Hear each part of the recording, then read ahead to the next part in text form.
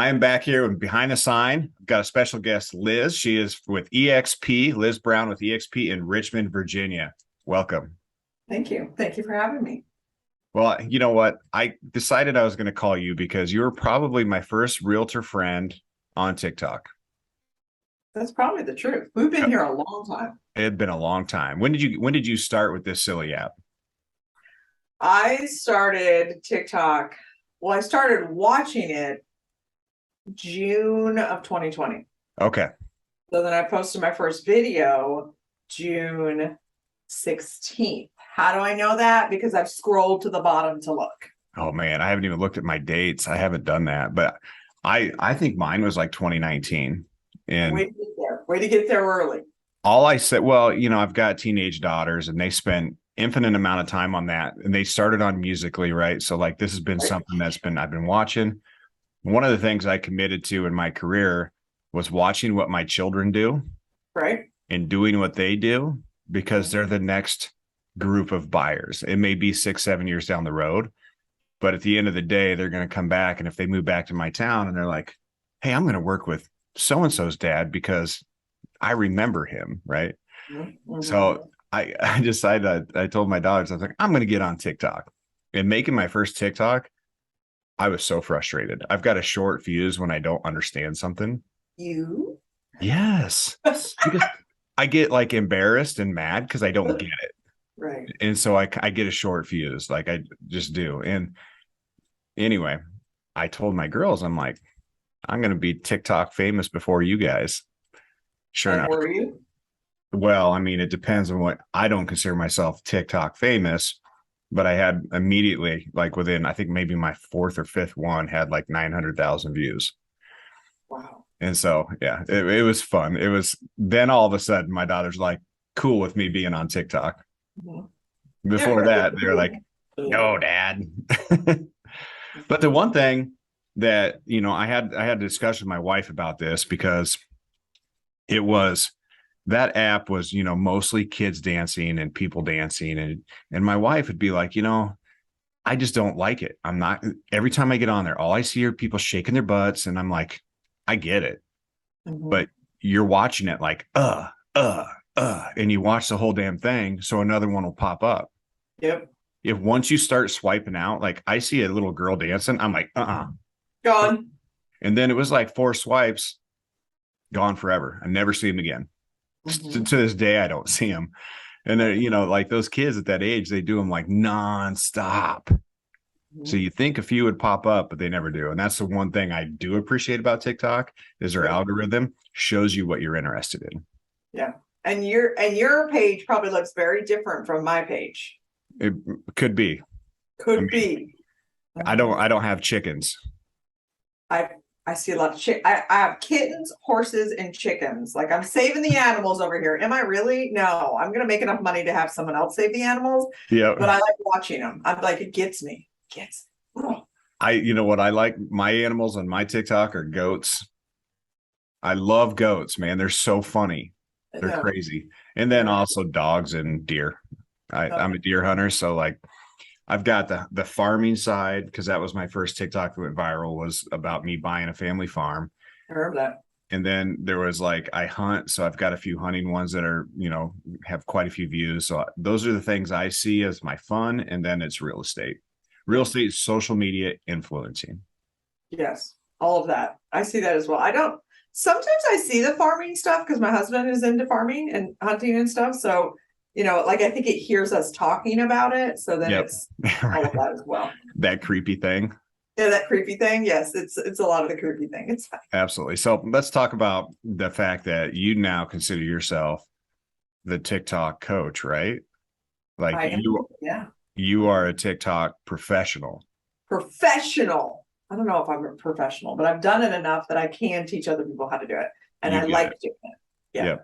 So tell me about that. Like as far as the coaching thing, do you just coach local agents, people nationally? Tell me a little bit more about it. So I actually do more outside of where I live than where I live. For whatever reason, even when I put the idea out there to other agents around here, like me, Okay, fine. I'll just go do it somewhere else, right? It's competition, right? Like I'm not gonna, it's less likely of a chance for me listening to someone in my market that I compete against. It's an interesting thing, but my brain doesn't think that way at all, right? Mhm. Because since I have an organization that's all over the United States and Germany and like all over the world, Yep. my brain doesn't see it as there's no boundaries to where I work, right? I sell real estate in Virginia, but I also can refer you anywhere else because I know agents all over the world now, thanks to TikTok, really. Absolutely. We have the TikTok referral network that I Yep. started probably 2 years ago, which is Yep. great. Yep. And then all the relationships that I have with people that I could easily just reach out to you and be like, you want this one? You want this one? Right. So I'm Yep. trying to create those relationships as well. So the coaching kind of started where first of all, I really like it. Like I like TikTok and I like making the videos and I think it's fun.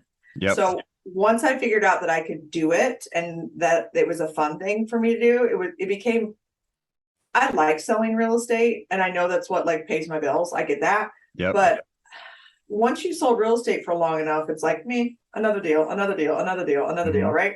They're all different, they're all fun, all that. But still, I had space in my life to do something else that would be helpful for people. Yep. So it kind of started with masterminds, and then I'm involved with like Tony Robbins and all that stuff. And Yep. so he runs challenges online where they're 5 days, 7 days, 3 days, whatever they Yep. are. Yep. And so I took his coaching for that as far as like how to create an online course and how to launch the online course, all of that stuff. Yep. So then my brain was like, at first I thought I could just teach people how to sell real estate. Yeah. There's so many people in that space that didn't work, right? I created it, launched it. No, it's a no. Okay, Yep. fine. Well, let's try a different one. So then I was like, what about if I made a TikTok course, right? So when I did the TikTok course, I went to a Tony Robbins event in November of last year, so almost a year ago. And my brain was like, we're going to do this thing. Okay, fine, let's do this thing. So I launched my first challenge in December, and it's a 5-day challenge. You show up live just like we are on Zoom, and for an hour a day, Monday, Tuesday, Wednesday, Thursday, Friday, we learn more about what's in your brain than what the actual pushing of the buttons. Because I can teach you how to push the buttons, but you won't keep pushing the buttons if A, your brain is all messed up, and B, you don't believe you can do it, and C, you don't know anybody else that's doing it, and D, it's no fun. Yeah. Yep. So I spend that time with people teaching them that it is fun, that you can do it, and that it'll be worth it. And so I've probably run, you would think I would know this number, right? How many of those have you done, Liz?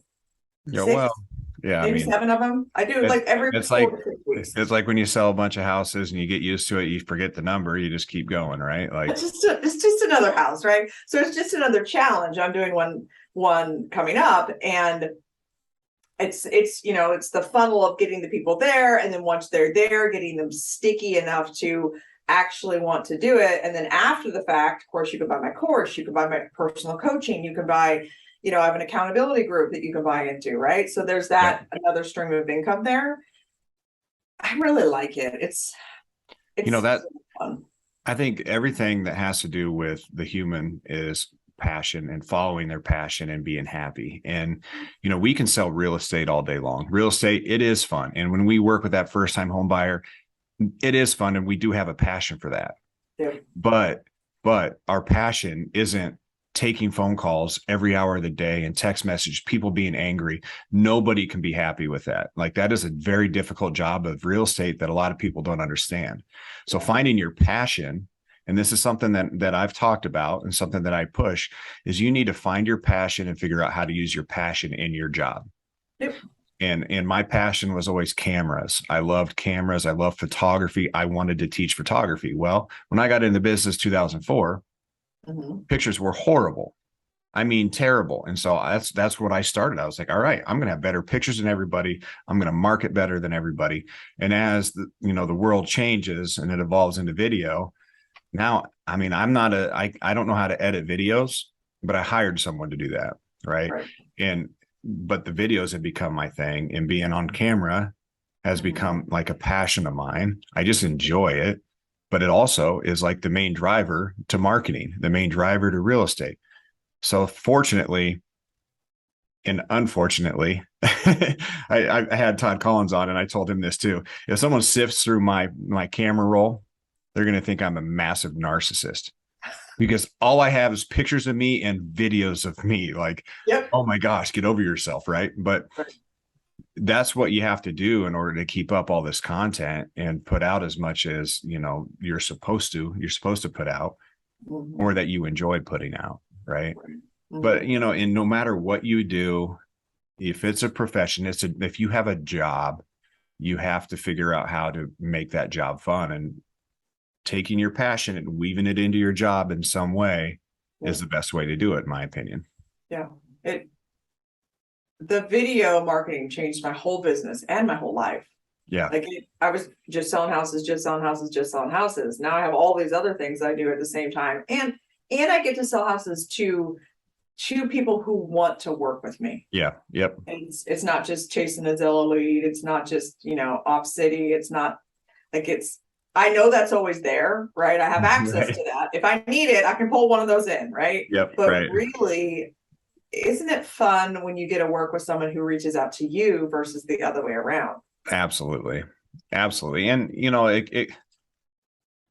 you make great relationships with people that you don't necessarily, that weren't referred to you or anything like that. But that can be just as enjoyable, making that new relationship, that new contact, but it doesn't always happen that way. And there's so many times as a real estate agent, people that you don't know don't trust you, or someone who's referred to you, they don't trust you. And that, like going into a contract, right? You write an offer on a house with somebody, and that person you're working with is lying to you.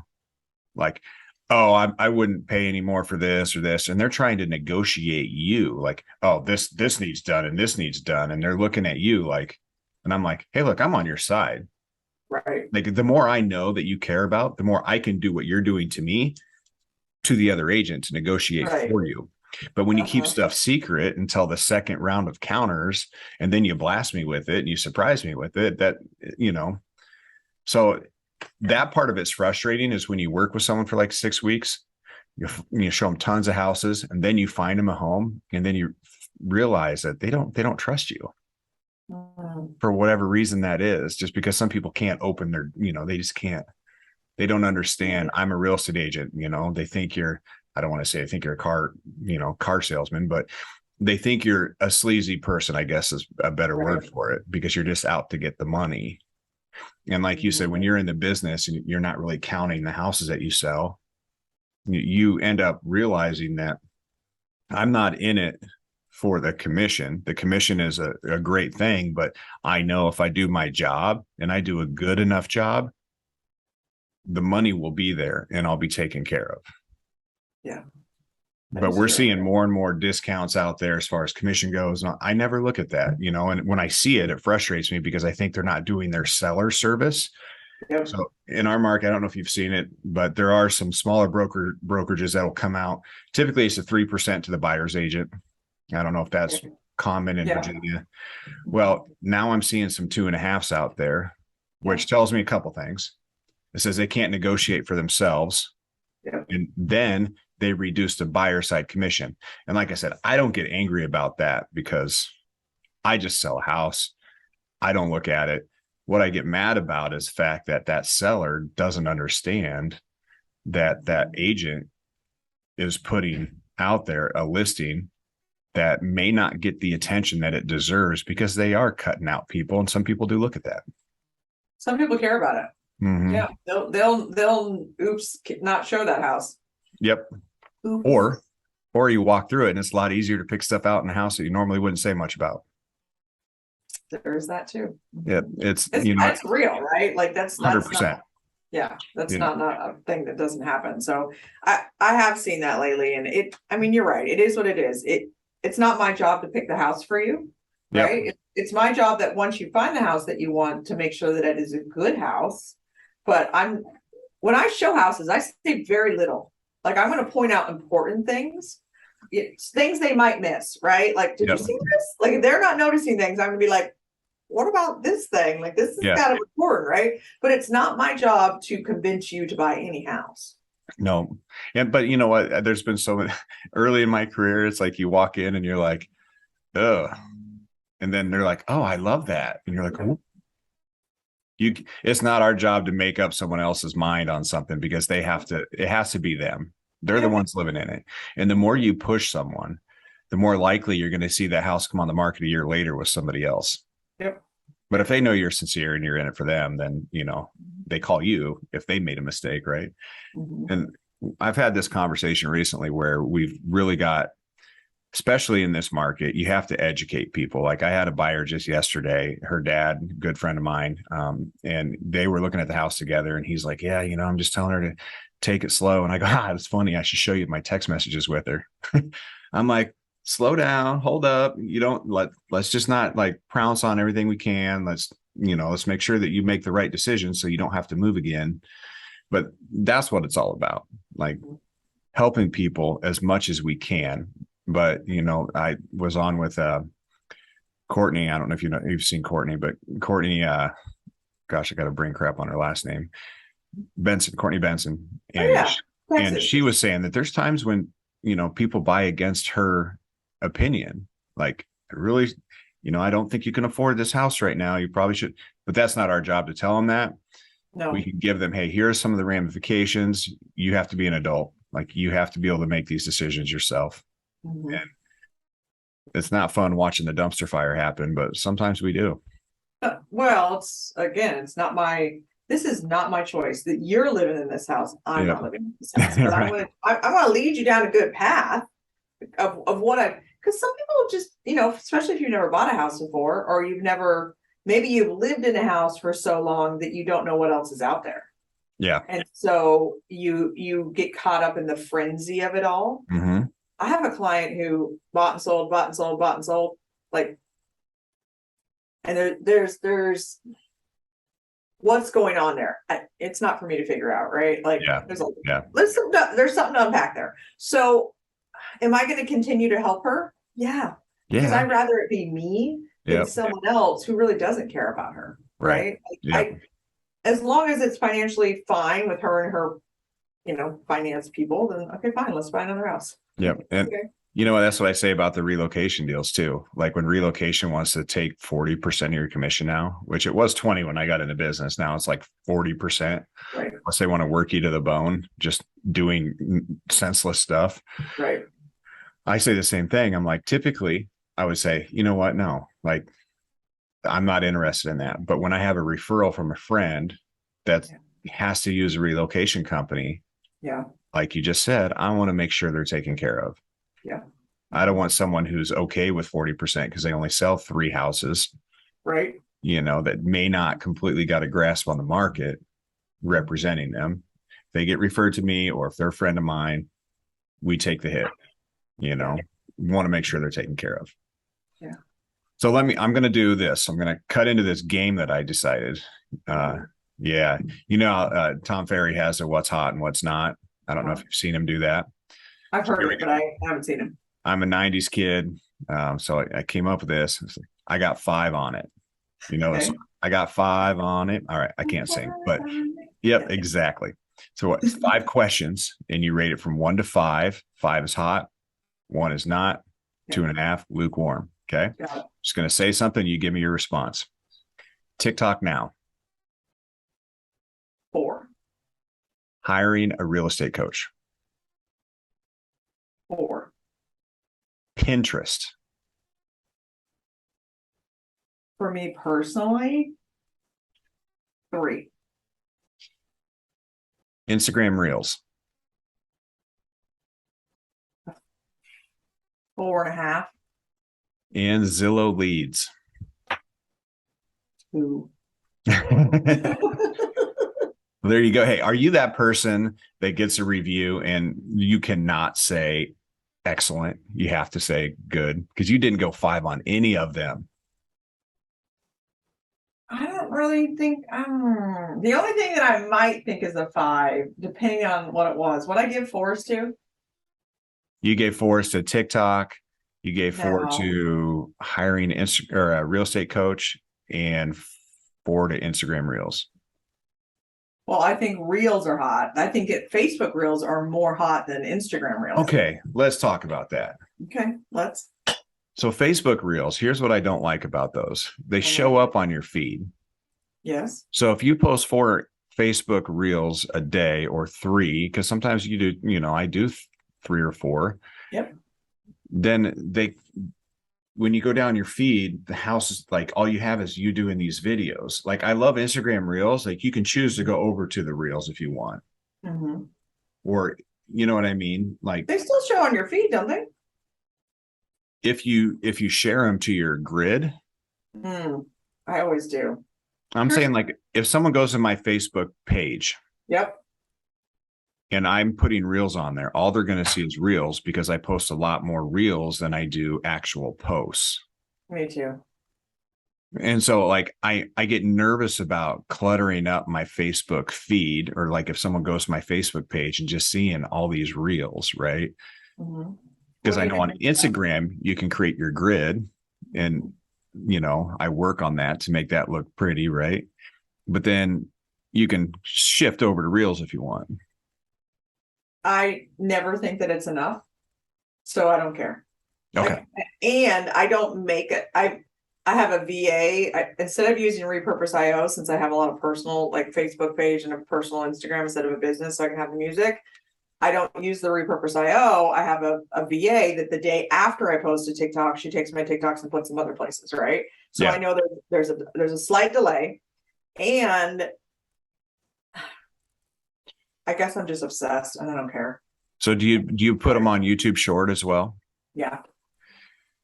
And you have someone doing a lot of that for you. The repurposing, yes. You could use the Repurpose.io. That's what Todd told us last week at the retreat that we were at, which works really well for people that have all their business accounts linked up, and it's, you know, it works perfectly for some people, but I don't know. I haven't looked at it long enough to see that if I can make it work for me. I'm in the background. I'm working on that because I think I could use my VA to do something else, right? Like, why is she doing that for you? But for right now, I have such a system down that I don't even want to touch it right now, because I'd rather move this piece instead of that piece. You know what I mean? Yeah, I get it. But it would save me money. Yeah, we have if you want to produce content and you want to put content out there and you want to be on top of things, it is an exhausting job. It's a full-time job. I mean, posting on TikTok, and then you post, and you can't, like, you have to do your video and you can't just share it, you know, like, you have to take it, put another video on Reels, maybe even pick a different song, you know, and it's crazy because I'll put one on Reels and it'll get, you know, 2,000-3,000 views. And then I'll put that same one on TikTok and they'll get nothing. I'll put one on TikTok and they'll get like 20 or 50,000 views, and Reels got like 3. Yep. I'm like, what in the world? It's such a different platform. Yep. And it's every time, except for maybe one video that I posted that did well both places. Other than that, nope, they're different people. It's crazy. But in Facebook, I don't think I haven't really looked at the insights on my Facebook Reels, but I don't think my Facebook Reels are getting jack. I think they're quiet.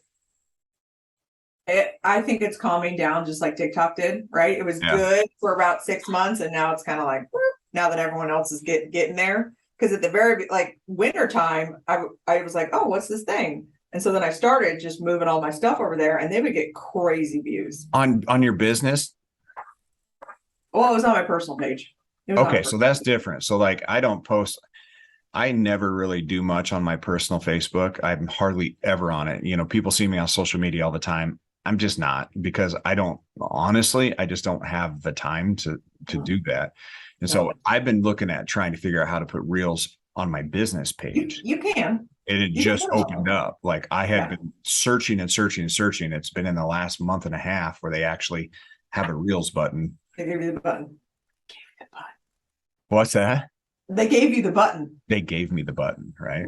But that was the thing. Like, I was frustrated. That's how I got to know Todd Collins, because I saw him post it, and I'm like, he was talking about putting Reels on Facebook. I'm like, bro, there's nowhere for me to do it. And he tried helping me, and he's like, tried helping me. I think he must have an in at some of these companies, because he's like, yo, man, it'll just show up. It'll just show up. You know, do this, it'll just show up. And then, like, randomly one day, one of my assistants comes running. I've got a marketing assistant and an assistant comes running in. Actually, I got a videographer. I've got a licensed assistant. She helps with marketing. And then I've got my admin. And I brought them all into the room. I go, $50 to the first person who can figure out how to post a reel on my business page. And of course, she come flying and I figured it out. Well, the button just showed up that day. Right. So I gave her still $50.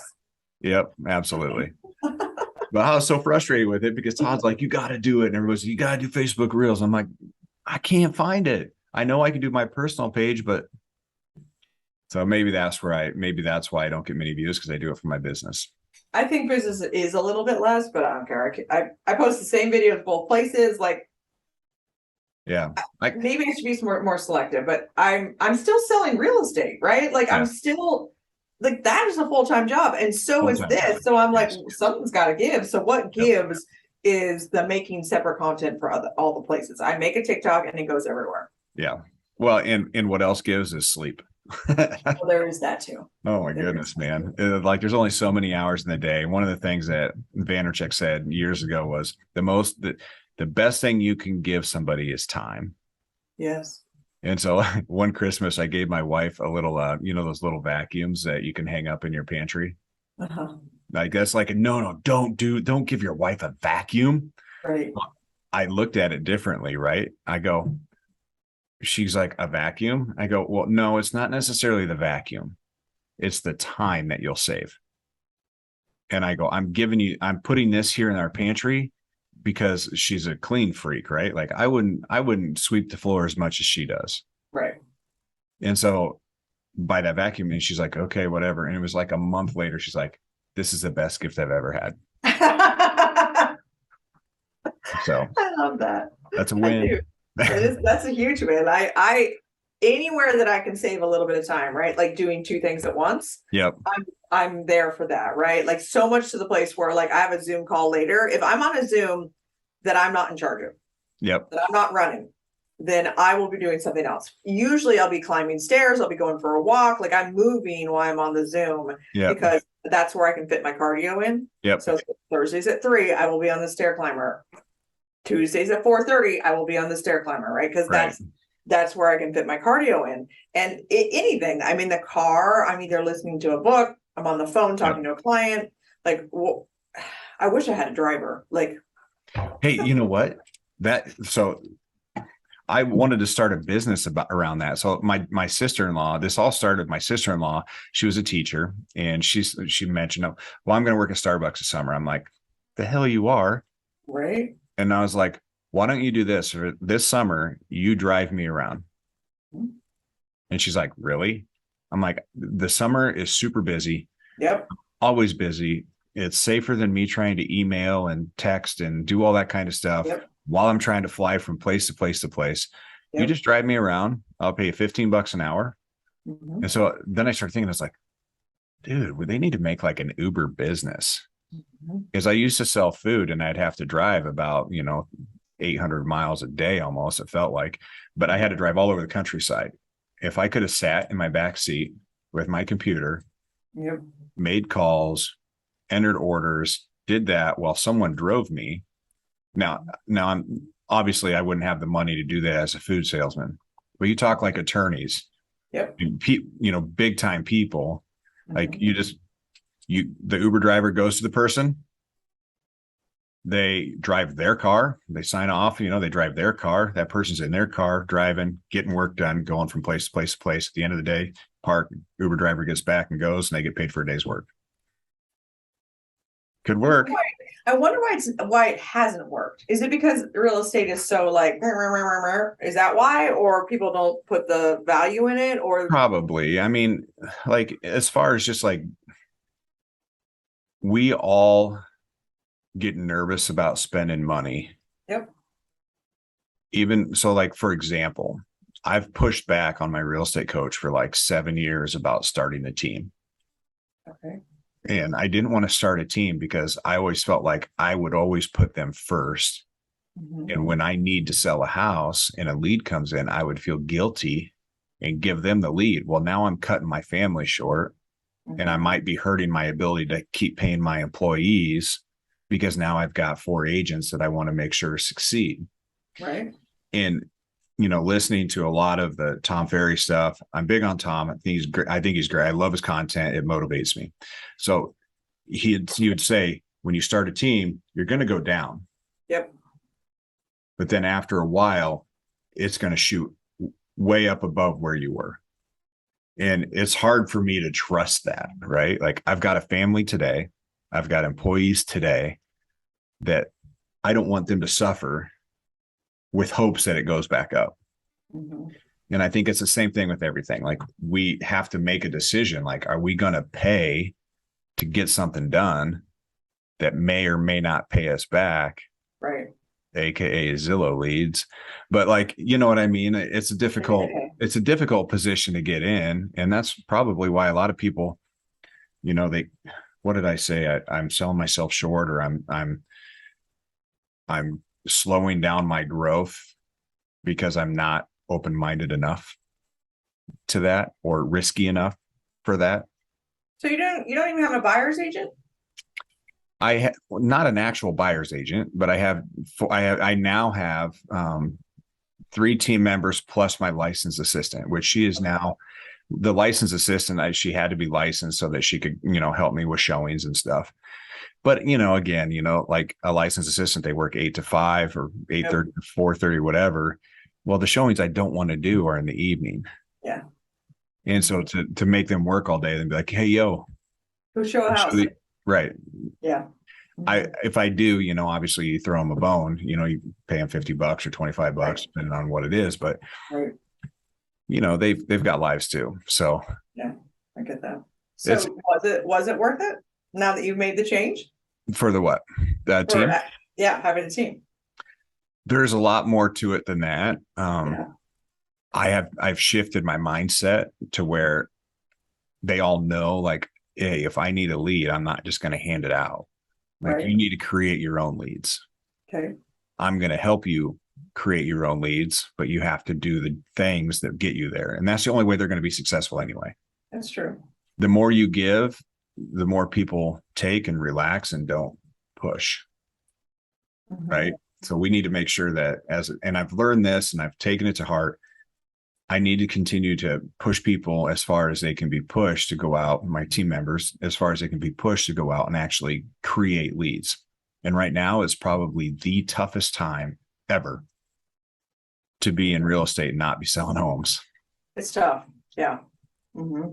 Well, and I think it's extra tough because what it was before, right? So your brain got to a place where it wasn't ever easy, right? It wasn't an easy thing, but correct, you knew another was coming. Yep.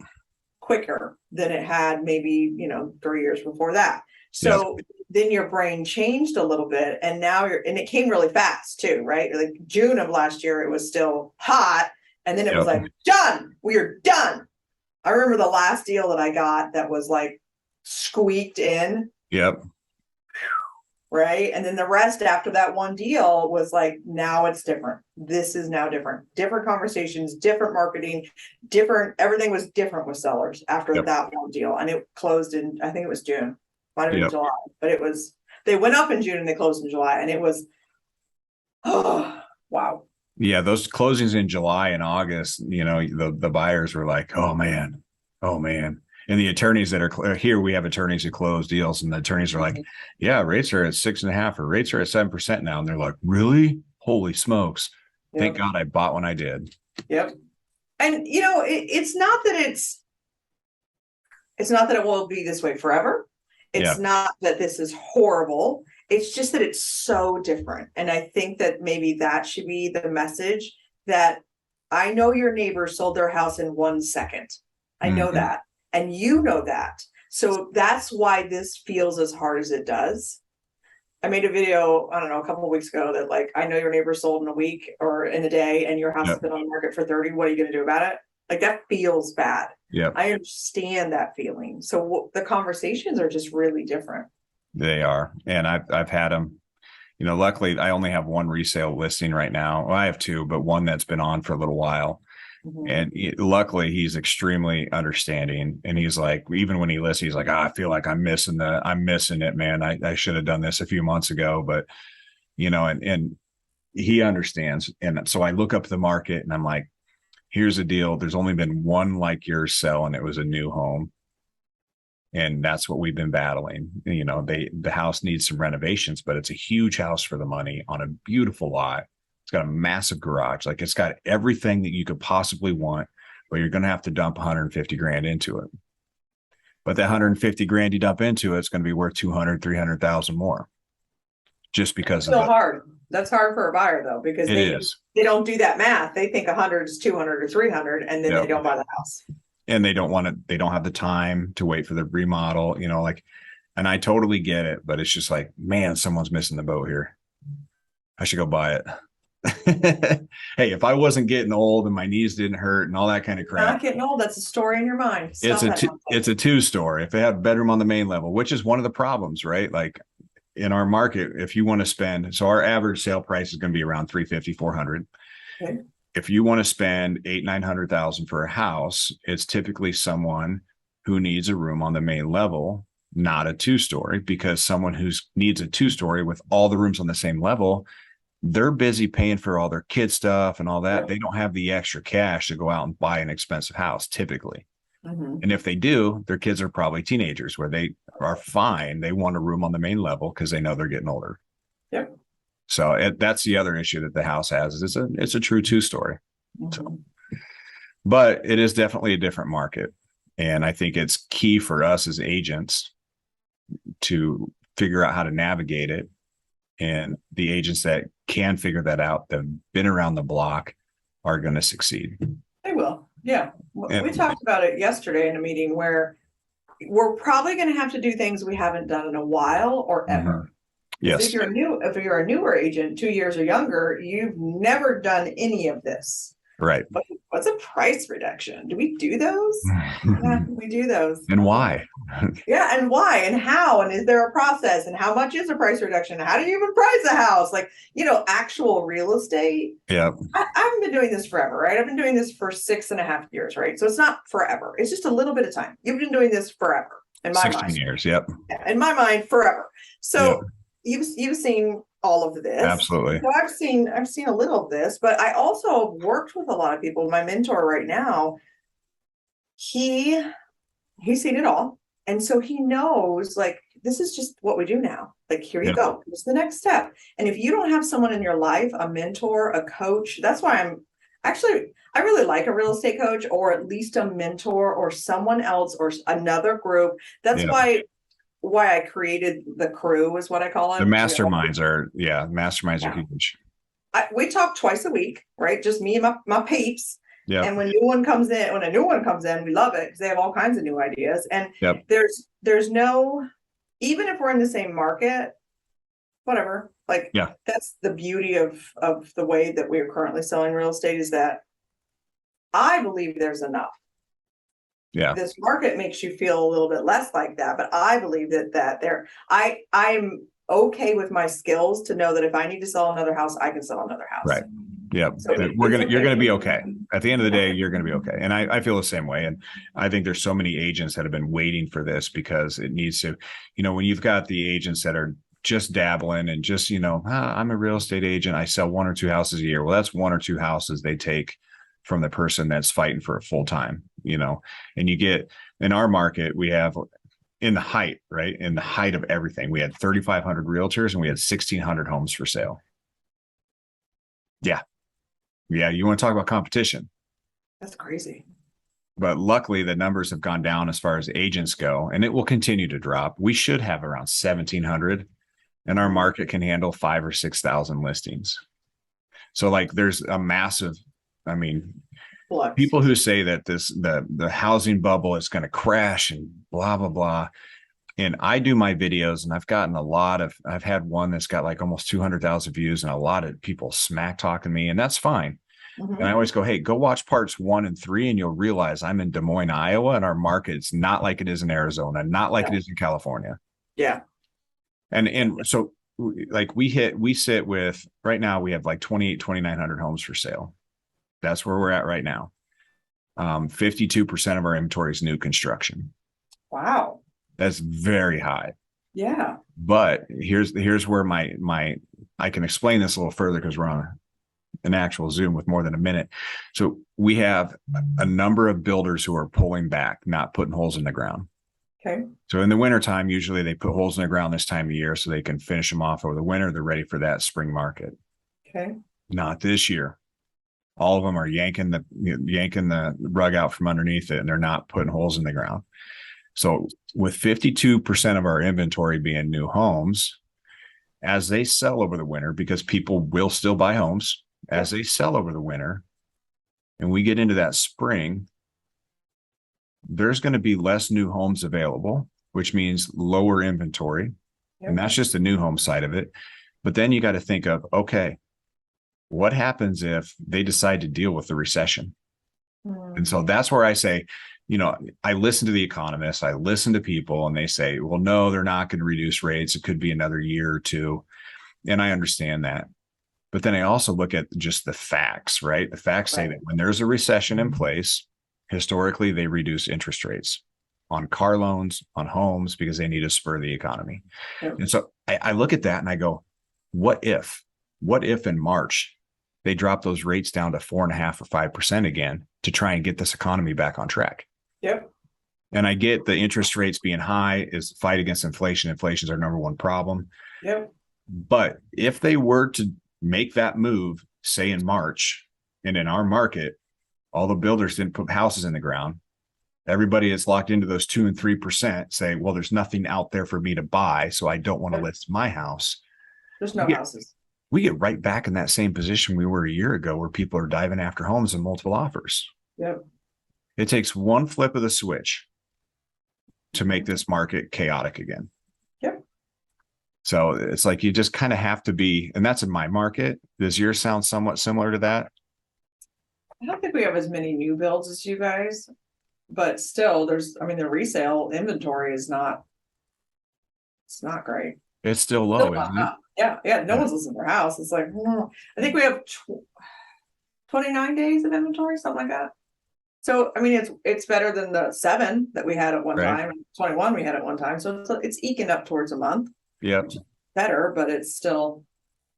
Yeah, I think our inventory is probably 2.5, 3 months supply based on the amount of buyers in the last 30 days. Oh, okay. Like if you take the buyers in the last 30 days, that number changes dramatically. Yes, I don't, when someone asks me about days on market, I'm like, I don't play that game because there's so many variables into it. When I list a home, I want to put it at the right price, which gives it 7 days on the market.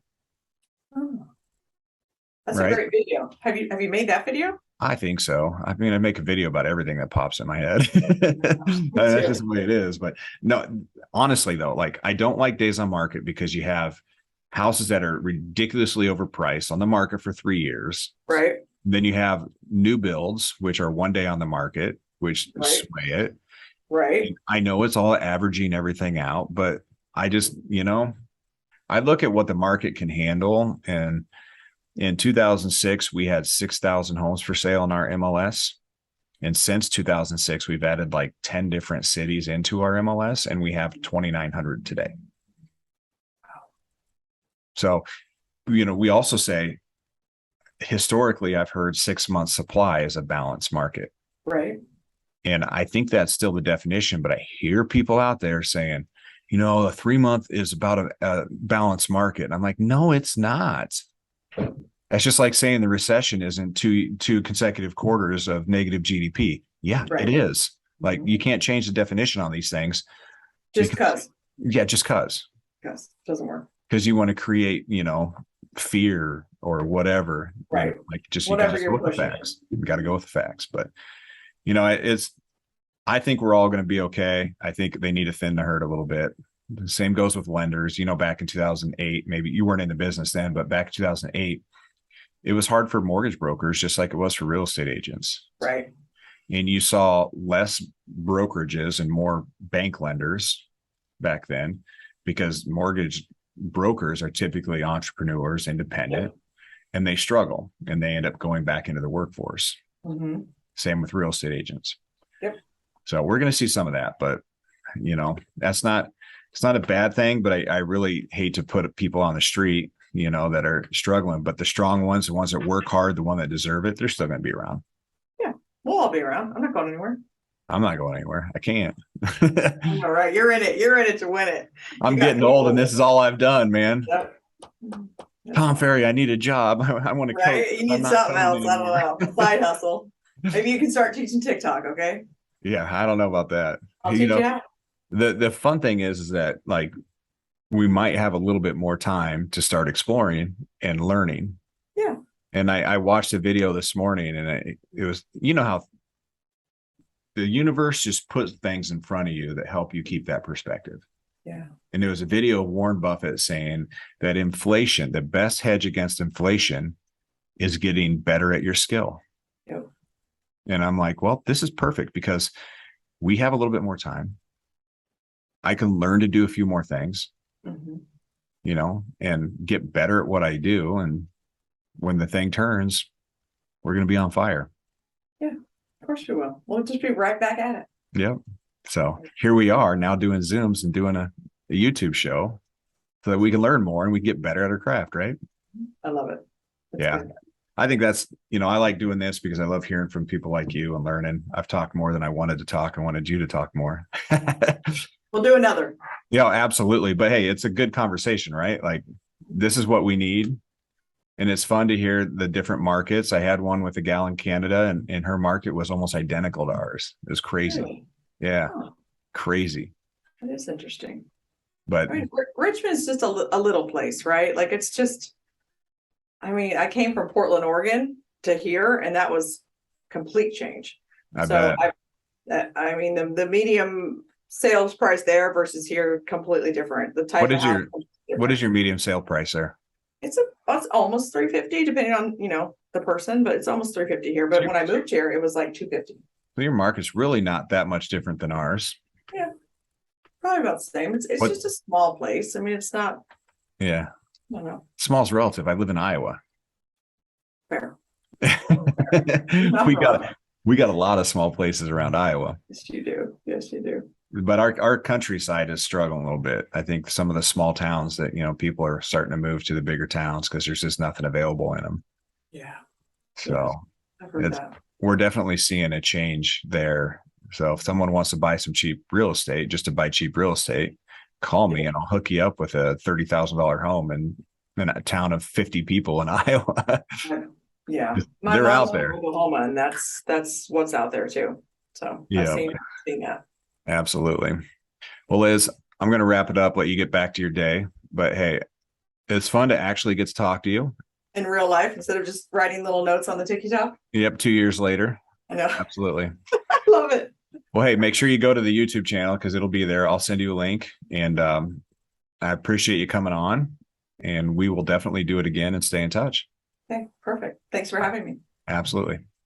That was a lot of fun talking with Liz. I had known her for a few years just on TikTok, but being able to talk to her live on Zoom was a lot of fun.